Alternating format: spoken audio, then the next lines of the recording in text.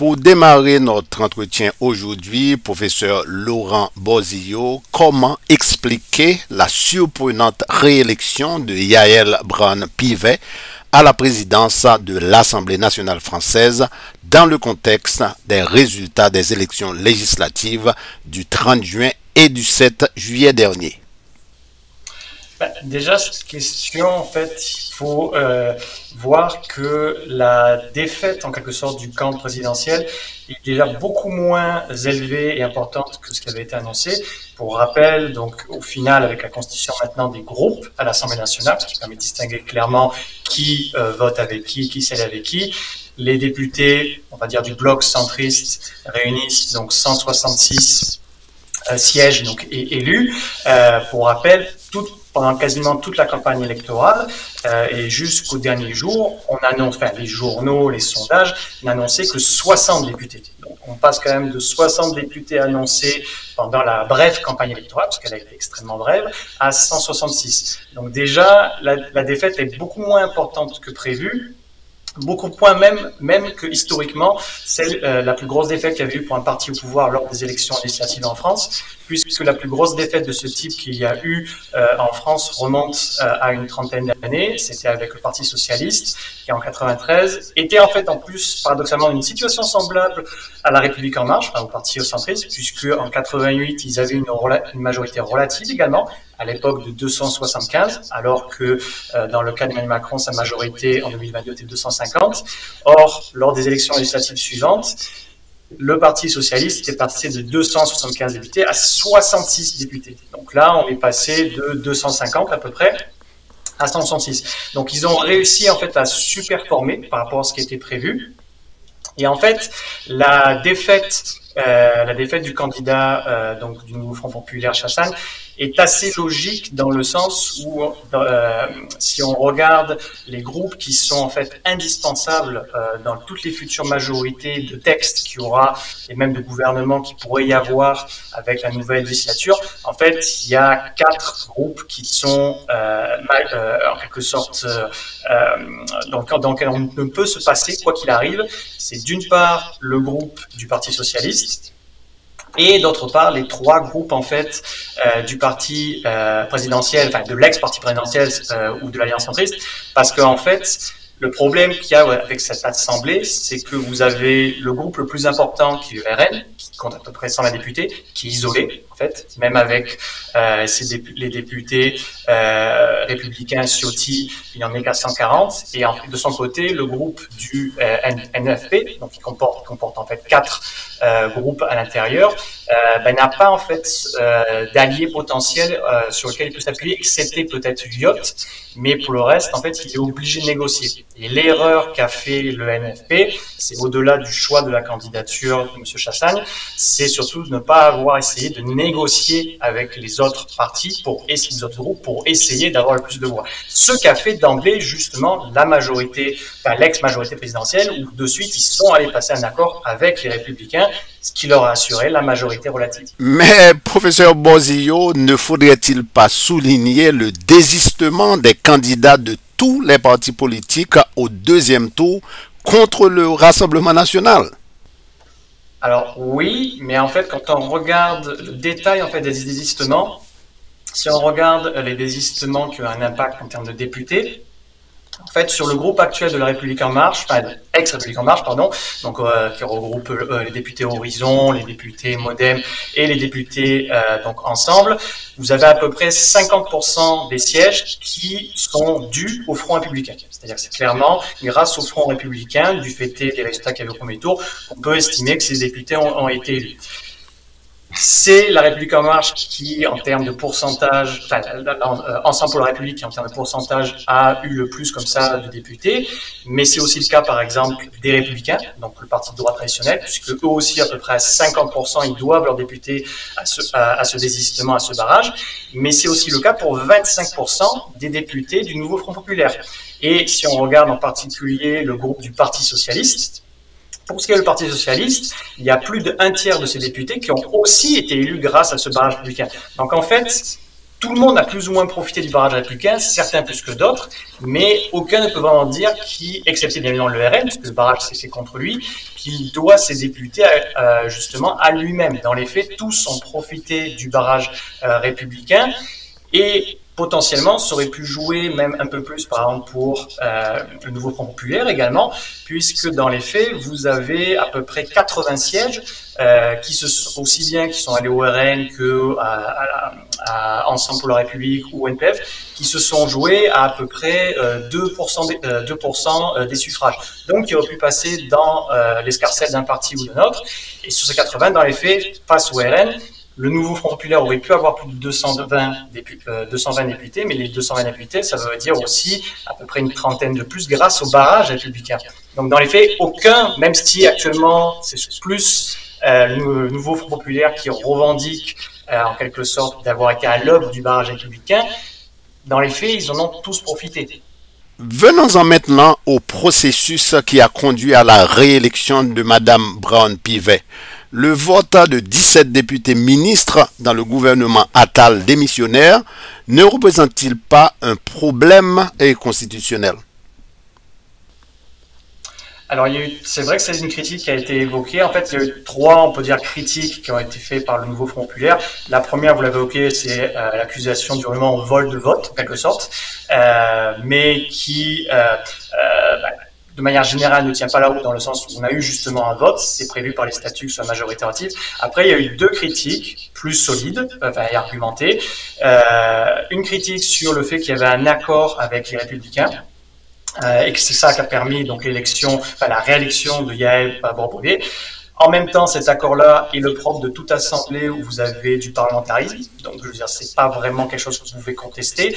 En plus, avant même les élections, ça fait plusieurs mois, à juste titre aussi d'ailleurs, que les groupes qui font partie du NFP critiquaient aussi bien le bloc centriste que les républicains d'avoir des accointances et d'avoir des accords entre eux. Donc ce n'est que la suite de ce qui était prévu, donc pour soi c'est logique. Et par contre, vous avez une troisième critique qui est plus liée à l'aspect constitutionnel, qui est justement ce que vous l'avez évoqué, le fait qu'il y ait 17 ministres démissionnaires qui aient participé au vote. Alors il y a eu un débat par rapport à ça, mais dans les faits, concrètement, cette critique ne tient pas la route puisque vous avez plusieurs constitutionnalistes, y compris des constitutionnalistes réputés plutôt à gauche, qui ont rapidement pris position sur ce sujet en disant que dans le cas de ministres démissionnaires, on ne peut pas retenir l'accusation que c'est anticonstitutionnel ou illégal pour la raison suivante, c'est que dans la Constitution de la Ve République, vous ne pouvez pas être député et ministre à la fois, sauf si justement vous êtes ministre démissionnaire,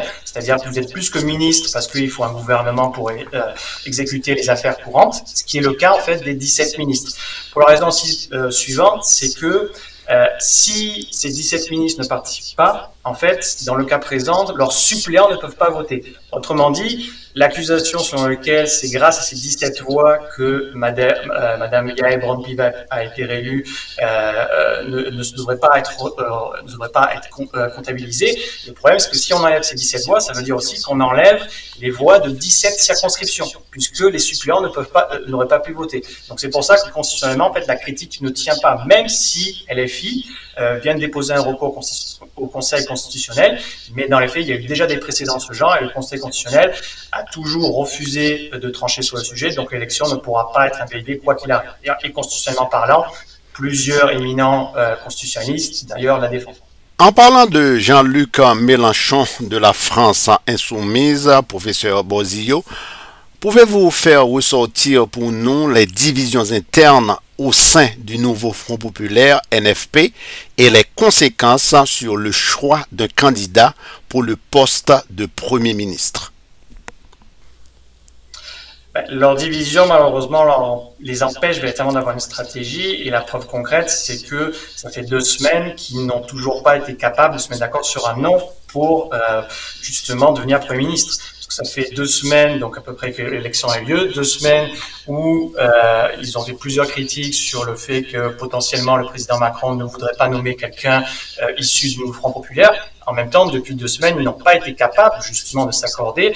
Les dernières candidatures qui ont été proposées, qui étaient une présidente de région communiste et une ancienne diplomate considérée comme trop proche du camp macroniste, ont été rejetés soit par le Parti socialiste, soit par LFI. Et les propositions de certains membres, en particulier PS et Verts, de soumettre au vote des députés, tout simplement, au sein du groupe les deux candidatures, ont été violemment rejetées par LFI, en disant que ce dernier n'acceptait pas du tout ce mode de sélection, pourtant naturel d'une démocratie, ce qui est assez ironique.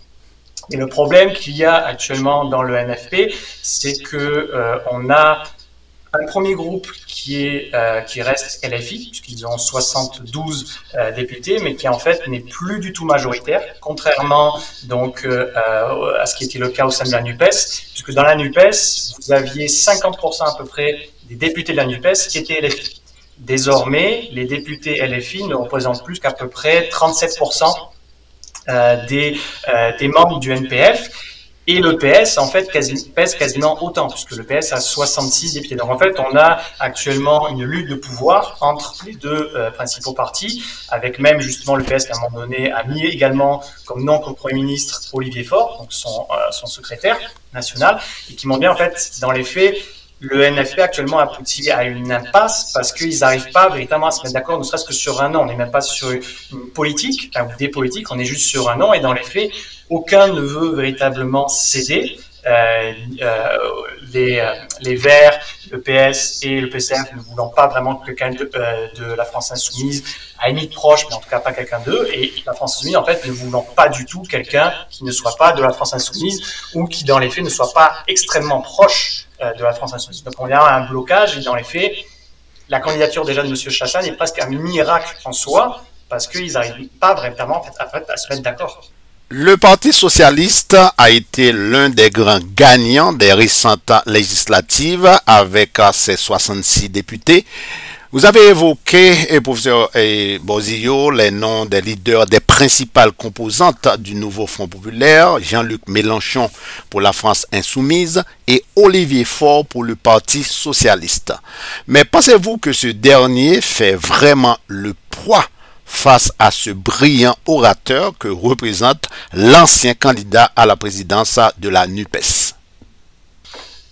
Là, actuellement, de toute façon, la question du poste de Premier ministre ne se gère plus dans les urnes, elle se gère au niveau de l'Assemblée. C'est-à-dire qu'il faut trouver en fait quelqu'un dont on est sûr qu'un gouvernement qui serait proposé par lui ne tomberait pas du fait d'une motion de censure qui regrouperait 289 voix. Or, dans l'état actuel de l'Assemblée, telle qu'elle est composée, il est sûr qu'un député, enfin un député ou même un membre de LFI qui serait choisi pour devenir Premier ministre du nouveau Front populaire tomberait quasiment automatiquement, puisque c'est déjà, le RN a déjà annoncé qu'il voterait pour une motion de censure.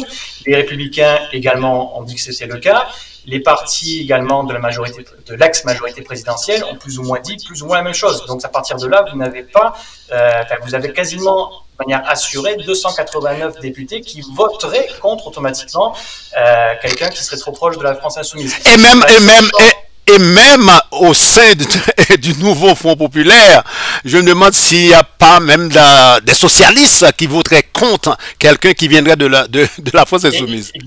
Exactement. Le problème en fait du Front populaire, c'est que le seul moyen pour qu'ils aient un Premier ministre qui ne tombe pas par une motion de censure qui serait votée par l'ensemble des autres groupes, il faudrait que ce soit quelqu'un soit du PS, soit des Verts, qui soit plutôt modéré, ou quelqu'un qui soit proche de ces partis-là, en tout cas pas LFI, qui en plus probablement nomme aucun ministre LFI, parce que les partis que j'ai mentionnés des autres groupes ont déjà mentionné que si jamais il y avait un député, un ministre LFI, il voterait contre le gouvernement. Donc il faudrait en plus qu'il n'y ait pas de membre de LFI dans ce gouvernement, et en plus en termes de programme politique, il faudrait mettre énormément de l'eau dans leur vin, ce que pour l'instant LFI refuse. Donc en fait, la seule possibilité qu'il y ait un gouvernement NFP, c'est qu'ils aillent au compromis le plus possible. Et le problème, c'est que la France insoumise a dit clairement qu'il ne voulait aucun compromis. Donc à partir de là, vous ne pouvez pas avoir de gouvernement, puisque le seul gouvernement que vous pouvez avoir qui satisferait LFI tomberait automatiquement au bout de 48 heures. Et le seul gouvernement qui pourrait avoir le soutien des autres n'aurait pas le soutien de la France insoumise. Donc à partir de là, ce serait un gouvernement fantôme. Dans ce cas, professeur Bozio, est-ce que la France risque d'être ingouvernable Dans la mesure où les trois groupes politiques, le Nouveau Front Populaire, le Regroupement Ensemble pour la République de l'ancienne majorité présidentielle, alliés à ce qui reste de la droite, et enfin le Rassemblement national, sont très très loin même d'une majorité relative à l'Assemblée nationale. Non, aucun. En fait, ils sont obligés de faire ce que font la plupart des démocraties parlementaires en Europe. Je pense par exemple à la Belgique, je pense en Italie, où vous négociez entre groupes, y compris des groupes avec lesquels vous avez peu d'entente, parce que vous n'avez pas le choix. Donc c'est vrai, c'est une révolution culturelle pour la classe politique française. Qui était habitué avant sous la quatrième et troisième République, mais qui sous la cinquième a perdu cette culture. Après, c'est pas obligé qu'on ait une France ingouvernable, dans le sens tout dépend quelle stratégie chaque parti va adopter. Dans l'état actuel des choses, vous avez que, je dirais, deux solutions possibles. Soit la solution d'un gouvernement technique, c'est-à-dire un Premier ministre et des ministres qui ne soient aucunement affiliés à un parti, qui seraient juste des experts, en fait. Et à partir de là, à côté de ce gouvernement technique, on va juste avoir de temps en temps des propositions de loi qui seront probablement mises en concurrence avec des propositions de référendum, puisque quand bien même l'Assemblée sera limitée et le gouvernement également sera limité, on peut tout à fait aussi légiférer en France avec le référendum, que ce soit par le président ou que ce soit par les référendums d'initiative partagée. Donc c'est possible que la Chambre, enfin l'Assemblée nationale en particulier, propose un certain nombre de mesures à travers justement les référendums d'initiative partagée pour essayer de débloquer la situation. Donc soit on va s'acheminer vers un gouvernement technique, c'est-à-dire que des gens qui sont des techniciens, qui ne sont pas affiliés des partis, et à partir de là, on va avoir des majorités de textes de temps en temps, potentiellement des référendums, soit potentiellement le seul gouvernement potentiel qu'on aurait, sachant qu'il aurait une durée de vie extrêmement limitée, c'est-à-dire de l'ordre de 3 ans maximum, peut-être même de 1 an, pas plus. Ce serait un gouvernement minoritaire, mais avec une majorité au niveau de l'Assemblée, c'est-à-dire qui accepte de ne pas le faire tomber, mais qui, dans les faits, aurait très peu de pouvoir. Et qui devrait négocier texte par texte, et là encore recourir beaucoup au référendum, que ce soit à l'initiative du président ou à l'initiative des parlementaires. C'est la seule possibilité qu'on ait un vrai gouvernement politique.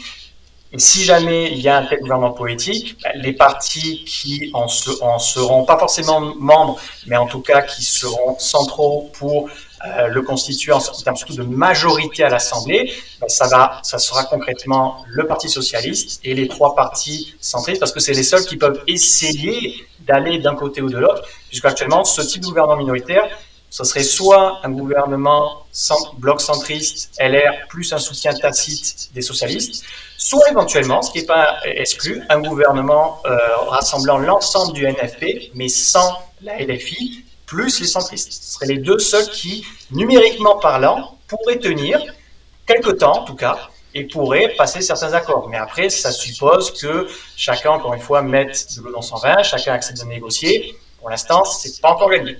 Est-ce que cette situation peut permettre au président Macron de tirer les ficelles pour former, je dirais, un gouvernement en s'alliant à ce qui reste de la droite, et pourquoi pas trouver des alliés au sein du Parti socialiste? C'est la seule option où il serait en quelque sorte majoritaire au sein de cette alliance. Mais après, cette solution-là passe par des accords quand même qui vont être très durs à négocier, que ce soit avec les Républicains ou les socialistes, potentiellement qui pourrait aboutir par exemple à l'abrogation également de la loi sur les retraites, pas forcément directement, mais ça pourrait être par référendum. Donc dans les faits, sa capacité à tirer les ficelles sera extrêmement limitée, pour la raison aussi principale suivante, c'est que le bloc centriste qui a été réélu n'a plus aucune en fait dette vis-à-vis du président Macron. Et au contraire, lui en veut énormément, parce que pour la plupart des députés, ils ont joué leur siège, alors qu'ils ne prévoyaient pas du tout de le faire. Ce qui fait que même si on avait un gouvernement minoritaire qui serait donc dirigé par le bloc centriste avec un soutien LR et un soutien socialiste, ce gouvernement minoritaire centriste serait en quelque sorte dans une forme de cohabitation bien égalisée, parce que dans les faits, tous ceux qui le composeraient ne sont pas du tout, ou ne sont plus en tout cas, des adeptes ou des disciples du président Macron. Et à titre d'exemple, si on prend ne serait-ce que le Premier ministre Attal, ce dernier a très clairement montré qu'il n'était pas pour la dissolution et et apparemment, ce que l'on sait, il y a pas mal de tensions désormais avec le président Macron. Et si on prend, on s'entretient là-dessus, le personnage de Yael Braun-Pivet, Yael Braun-Pivet également n'est pas du tout une fan, une disciple de la première heure d'Emmanuel Macron, bien au contraire. D'ailleurs, son élection il y a 2 ans au Perchoir s'était fait contre le désir d'Emmanuel Macron. Donc, dans les faits, sa capacité à tirer les ficelles va être assez limitée. Revenons maintenant, professeur Bozio, à la formation du bureau de l'Assemblée nationale. Pouvez-vous nous expliquer pourquoi la droite de Laurent Wauquiez, avec seulement 47 députés sur 577, arrive à obtenir plus de postes que le Rassemblement national, fort de 143 sièges? Alors, en fait, ça c'est dû en fait au fonctionnement spécifique de l'élection des membres du bureau. Traditionnellement, normalement, la répartition des postes de vice-président, de questeur, de secrétaire se fait sans vote entre les groupes politiques, enfin entre les chefs des groupes politiques qui se réunissent et les postes sont accordés selon l'importance des groupes.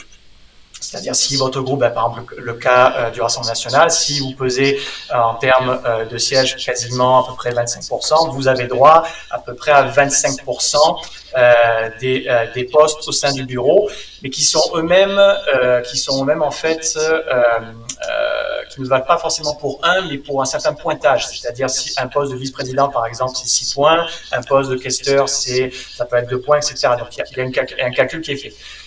Quand vous n'avez pas d'accord entre les présidents de groupe, vous devez passer par un vote, en fait. Et là, c'est ce qui s'est passé parce que vous n'avez pas eu d'accord. Non seulement vous n'avez pas eu d'accord, mais en plus, vous avez une volonté qui a été exprimée par un certain nombre de groupes politiques, pas forcément de manière unifiée, justement de faire également un barrage au niveau des postes donc de le bureau politique vis-à-vis du RN, ce qui n'avait pas été le cas justement il y a 2 ans. Il y a 2 ans, le RN avait eu justement des postes au sein du bureau. Là, il a été fait en sorte qu'il y ait plus ou moins un barrage.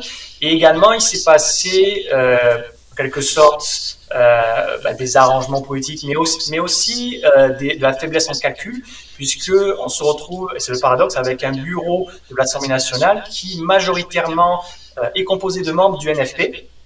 Pour la raison très simple qu'en fait, au moment de faire les votes, vous avez une bonne part des députés du bloc centriste et des LR qui sont partis parce que c'était tard dans la soirée. Et en fait, on se retrouve avec un bureau du NFP un bureau de l'Assemblée nationale qui ont plus de députés NFP que prévu à cause justement de cela. Mais après, les compétences et pouvoirs du bureau sont assez limités. On est plus sur la gestion des sanctions, la gestion parfois aussi de certains aspects de l'ordre du jour. On n'est pas encore... Tout comme le poste de président de l'Assemblée, certes, il y a des pouvoirs, mais ça reste quand même des pouvoirs limités. Actuellement, dans le débat actuel en France, la vraie question, c'est surtout qui va devenir Premier ministre. C'est pas qui devient président de l'Assemblée nationale. Dans les faits, la plupart des gens ne seraient pas capables de dire qui est la présidente de l'Assemblée nationale ou la question de qui compose le bureau.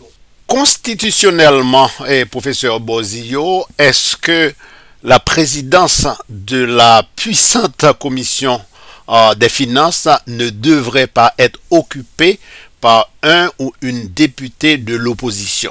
Le problème peut-être, c'est qui est réellement dans l'opposition actuellement. C'est le problème, et c'est là aussi qu'on voit qu'en fait même le NFP est en train d'acter d'une certaine manière qu'il a perdu, puisque, comme on veut le dire, c'est marqué dans la Constitution, dans la révision de 2008. Normalement, le président de la Commission des finances doit être issu d'un groupe qui s'est déclaré d'opposition. Dans les faits, lorsque vous avez eu la déclaration par rapport à ça, tous les groupes se sont déclarés dans l'opposition, excepté les 3 du bloc centriste. Donc même les groupes du NFP qui se disent majoritaires, qui devraient avoir un poste de Premier ministre, se sont déclarés dans l'opposition pour pouvoir justement avoir le poste de président de la Commission des finances, ce qu'ils ont réussi, puisque Éric Coquerel, donc, qui était l'ancien président, a été réélu, mais qui vous montre bien qu'il y a un jeu de dupes par rapport à là, où dans les faits, tout le monde un peu veut gouverner ou du moins essayer de diriger plus ou moins le gouvernement, mais en même temps veut aussi des postes d'opposition parce qu'on ne sait pas comment ça va ça va s'orienter. D'une manière générale, professeur Bozio, quels sont les enseignements qu'on peut tirer des récentes élections législatives pour les différents partis politiques en France? Déjà, contrairement à ce que le nombre de sièges obtenus au final pourrait faire croire, on a une augmentation notable du vote du RN. Et quand je dis qu'elle est notable, c'est pas seulement parce qu'ils ont fait, donc avec les votes de l'union d'extrême droite, que ce soit le parti d'Éric Zemmour ou autre, à peu près 33%.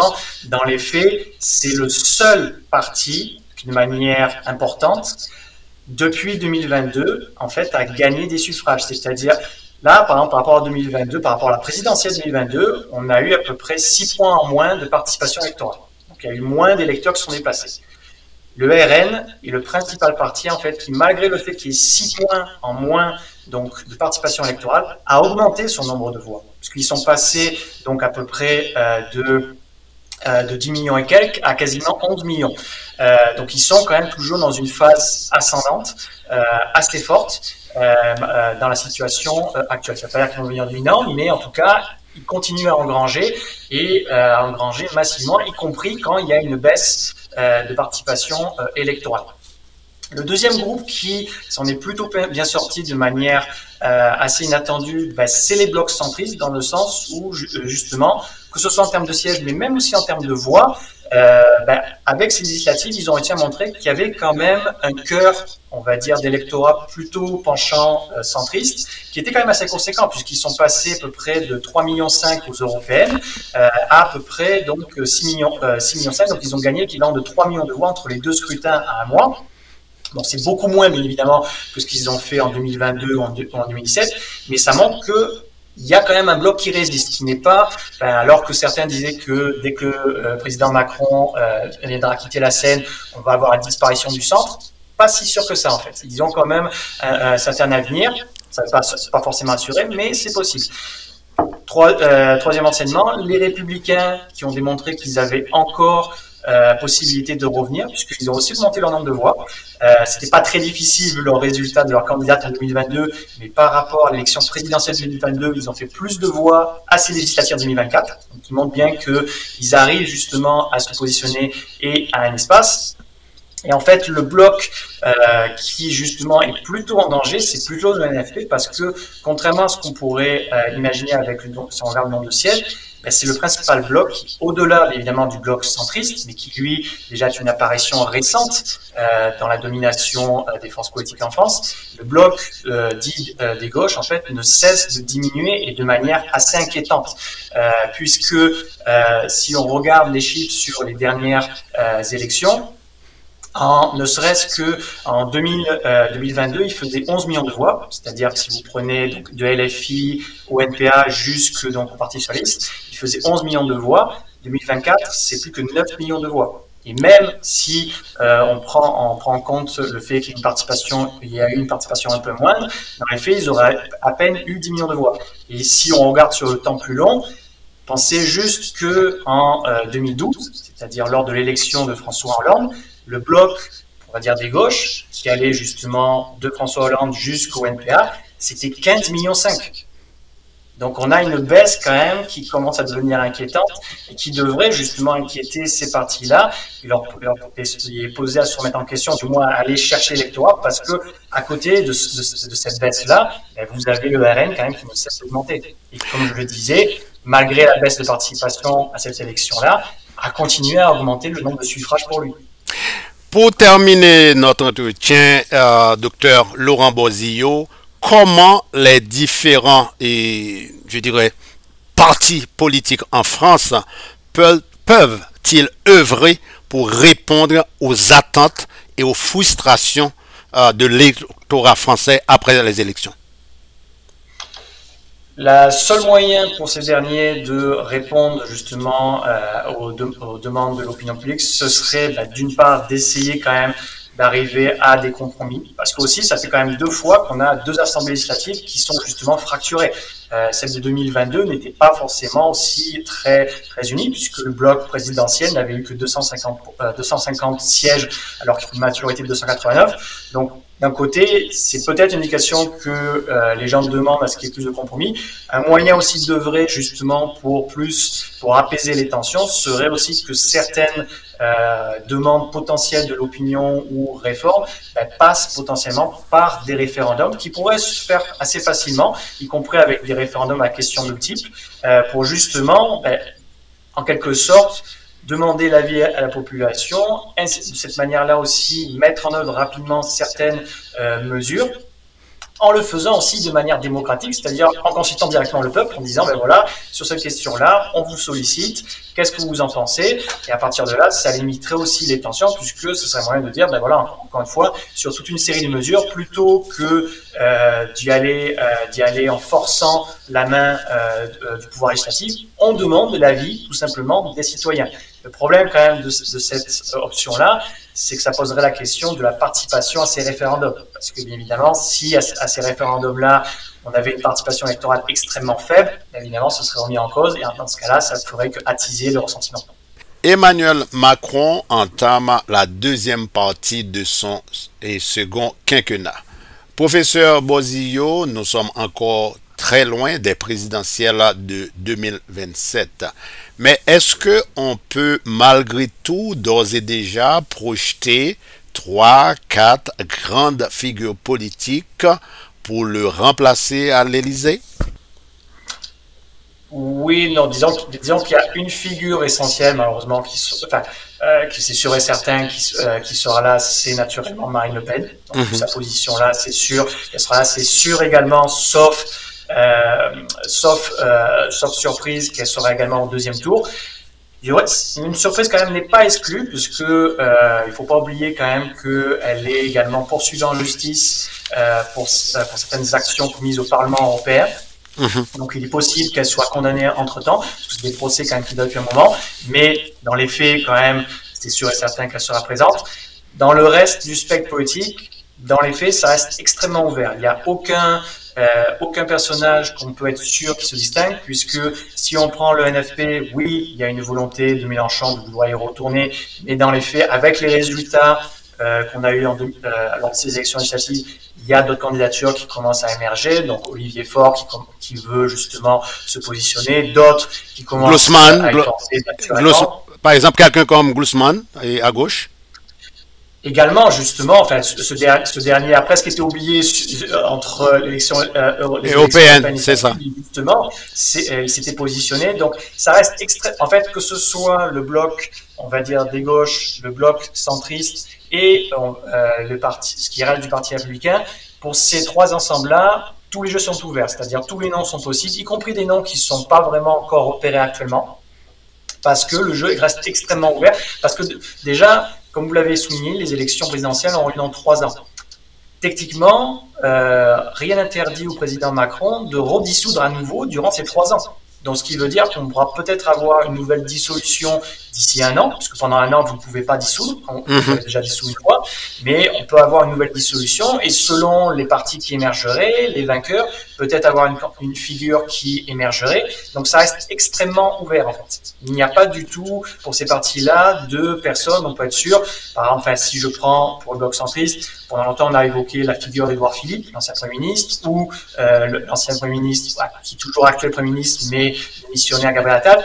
Dans les faits, rien ne garantit qu'ils réussiraient à s'imposer, ne serait-ce que dans leur camp, qu'il n'y aurait pas une nouvelle figure qui émergerait. Donc le jeu reste extrêmement ouvert. Laurent Wauquiez a écarté? Ce dernier fait partie justement aussi pour les républicains, ou plutôt la droite républicaine, disons, parce que c'est le nom qu'ils ont adopté à l'Assemblée nationale, fait partie aussi des candidats qui reviennent.